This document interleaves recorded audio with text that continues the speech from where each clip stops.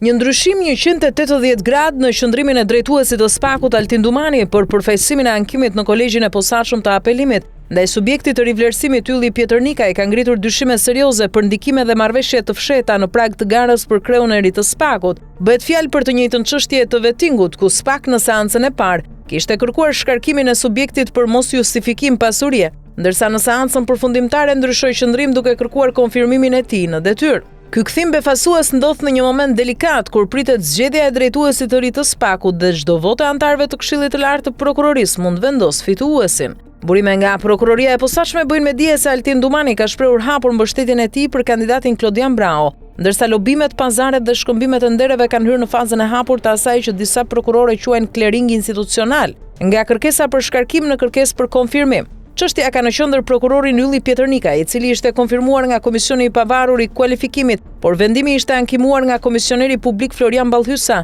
i cili kërkoi shkarkimin për mos justifikim të pasurisë. Në seancën e parë vetë Altin Dumani përfaqësoi SPAK-un dhe kërkoi shkarkimin e Pjetër Nikajt, duke i qëndruar pretendimeve të Komisionerit Publik. Por në seancën e dytë, kur pritej që qëndrimi i SPAK-ut të përsëritej, situata ndryshoi rrënjësisht. Dumani nuk u paraqit vetë, por dërgoi Klodian Brahon, kandidatin që ai mbështet për drejtimin e ri të SPAK-ut, për të përfaqësuar institucionin në KPA.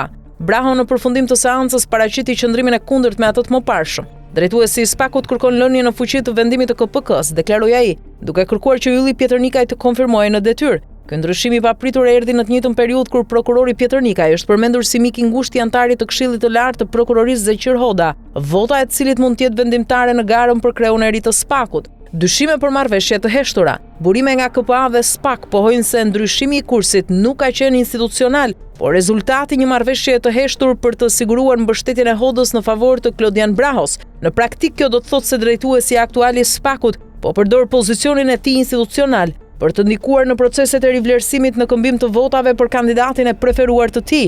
Trupi gjykues i KPA-s ka mbyllur shqyrtimin dhe pritet të shpallë sot vendimin. Çështja Pjetër Nikaj pritet të kthehet në një test publik për integritetin e SPAK-ut, që ndodhet sot në një udhkryq kritik mes presioneve politike dhe lobeve të brendshme, ku çdo klering mund të kushtoj besueshmërinë e vetë drejtësisë së posaçme.